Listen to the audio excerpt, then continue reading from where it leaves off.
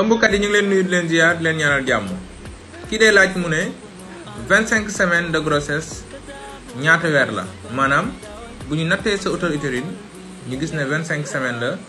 mën nañ ko xayma ci ñaata weer la bien sûr. bu fekkee dañoo jaar règle de Fournier suñ nattee en 25 day yemoo ak 29 semaines d'aménorrhée 29 semaines d'aménorrhée mu ngi yemoo ak 7e mois de grossesse.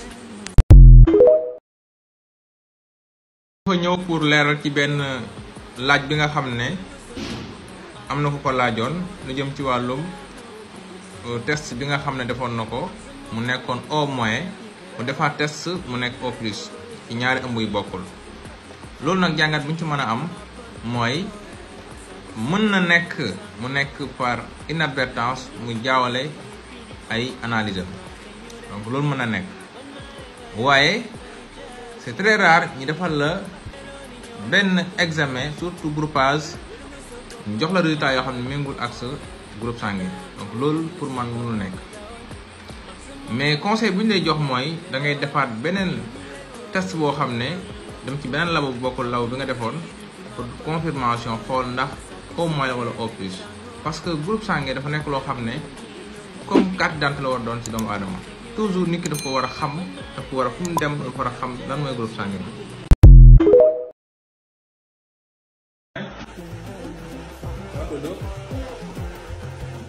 duma gaañ waaye. waaw tey nag dañ doon def vaccination HPV nag comme ni ngeen ko déggee pour xale yi nga xam ne jotaguñu am activité sexuelle ñu xayma ko ci entre 9 ba 14 ans ñooñu ñu war a jël HPV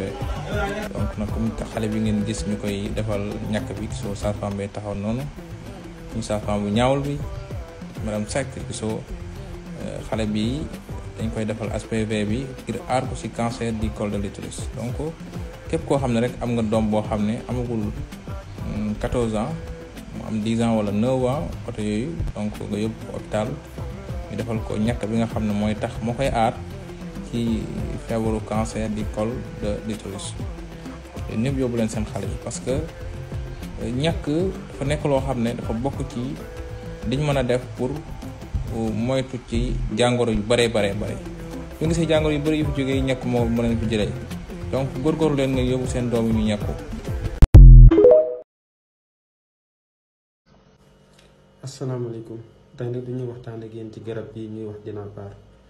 waaye balaa ñuy xuus ak yéen ci waxtaan wi du leen di fàttali rek ni vidéo yi ñuy def ci garab yi du pour ñi nga xam ni du ñuy jël garab yi di ko naan sans seen médecin wala seen pharmacien digal leen ko waaye pour nit ñi nga xam ne la duñ leen bindal garab bi te xamul nuñ koy jëlee wala comprendre luy garab bi wala xam na tamit kan moo war a jël garab bi ak ku ko warul jël donc pour ñooñu la ñu indil leen ci ay leeral. donc Dinabar nag buñ ko waxee dafa nekk benn anti-inflammatoire non stéroïdien maanaam dafay faj lépp luy douleur muy douleur buy jàpp yax bi wala entorse mooy màggam soxeeku wala tànk yu soxeeku wala cheville buy metti donc wala genou bépp xeetu douleur rek Dinabar daf lay indil soulagement ci douleur boobu waaye dafay wàññi tamit lu ñuy wax fièvre buñ ko waxee moom mooy yaram buy tàng donc Dinabar tamit dina la aider pour sa fièvre boobu wàcc. donc Dinabar nag lan moo ko composé donc molécule bu composé Dinabar diclofenac la diclofenac nag dañ koy gis ci yeneen comprimé comme Voltaren cataflam ak yeneen xeetu médicament yëpp. ñan ñoo warul jël Dinabar donc bokk na ci ñooñu mooy surtout ñuy wax ñu am ni ulcère gastro-duodénal maanaam ñu am ni estomac ñooñu waruñu jël Dinabar ak tous les autres anti-inflammatoires non stéroïdiens parce que dafay aggraver ulcère boobu ba mën leen indil ay complications yu grave waaye tamit jigéen bi nga xam ne dafa ëmb waroo ko jël surtout ki nga xam ne ci ñeenti weeram yu mujj la nekk jigéen buy nàmpal tamit waroo ko jël.